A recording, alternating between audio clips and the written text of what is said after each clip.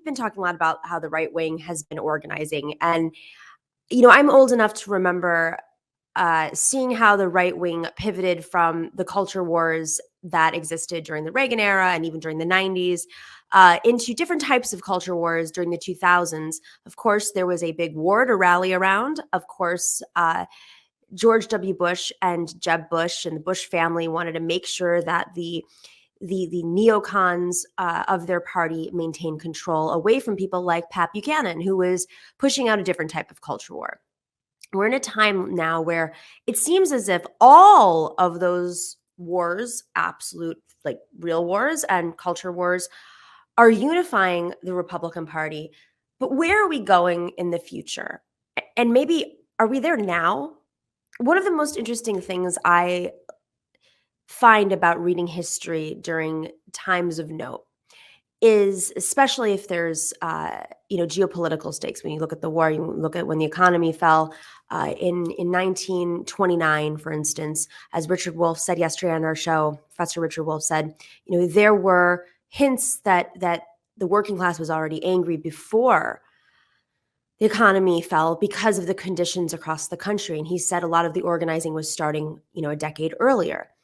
And so, when you look back at history and you read firsthand accounts of crazy moments, whether it's the rise of fascists or the Nazi Party or the lead up to World War II, there have been a lot of accounts of folks recognizing that it was about to get very dark, but also recognizing that leadership and people in power were not recognizing it. And I think it's important because, we are attached and tethered to these machines, to our phones, to our computers, to streaming, to games. Everything is sort of gamified in today's world. Even politics is gamified. We live on quarterly financial business models, but also political quarters. The news cycle is a 24-second news cycle. We are addicted to just keeping the information and data flowing. And sometimes what that does is it disconnects where we really are, even though I think intellectually a lot of us understand where we are because we're in the middle of these fights, but really where we are on the ground, materially.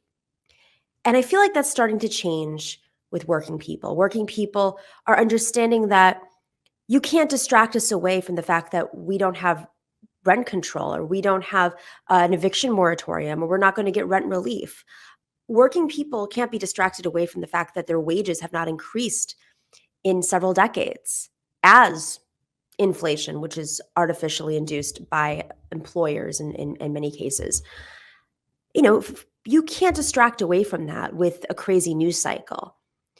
In this movement, especially since Donald Trump was elected, we have been fighting these little battles, whether it's the Women's March or fighting the Muslim ban or the George Floyd protests. We've organized massive movements and micro movements, and we've worked together. We've been on presidential campaigns, congressional campaigns. We've seen wins and losses.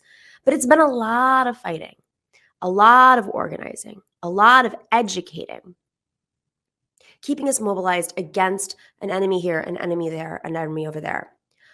Of course, now you're seeing, and this is wonderful, workers on the ground across this country organizing, unions, quitting, striking.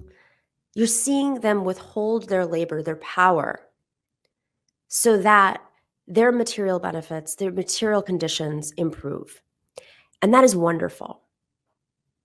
But while this is going on, I think what we're witnessing is something really bizarre on the right. It's not just about culture wars anymore, although they're still throwing those out there. It's not just about wars anymore, although they're, of course, beating the war drum. There's this other technological aspect of the right wing right now.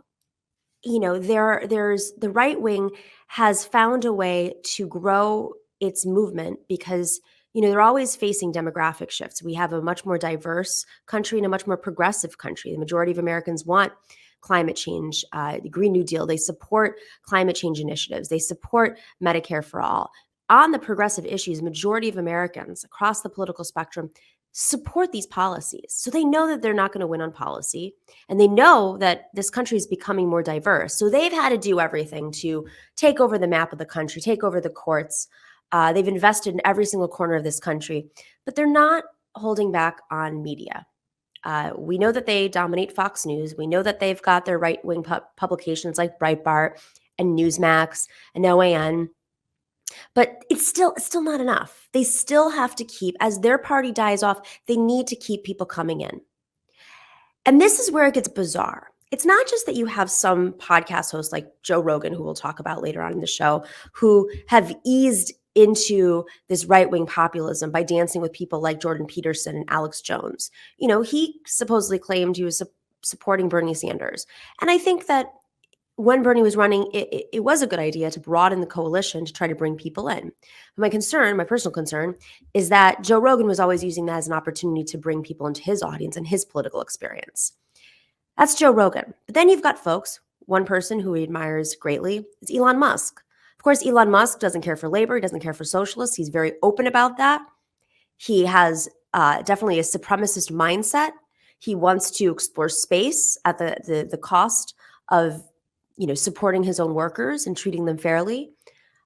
Space exploration is the most important issue that he thinks we need to face right now, rather than the conditions on the ground in this country, and of course climate change. But he's also investing in neurotechnology.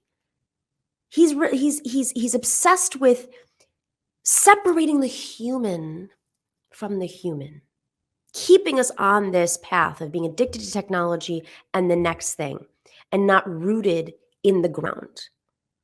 He's so against materialism, I guess, that he has sold all of his houses around the world. It's like he wants us all to be robots. I'm not really sure what their agenda is, but I think this is something that we have to pay attention to a little bit more closely. Steve Bannon, who we talk a lot about on the show, he's rooted in traditionalism. And if you don't know what traditionalism, we're going to cover it in the future, but go check it out. Go Google it if you have a chance. But it is a white supremacist aspect. It's something that he has not shied away from, but he's been very cautious about how he articulates his belief in traditionalism as a traditionalist.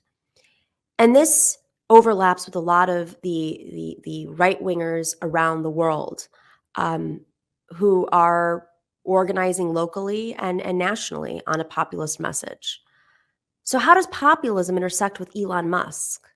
Doesn't make any sense. He's not for socialists, doesn't care about workers, but somehow they're all overlapping.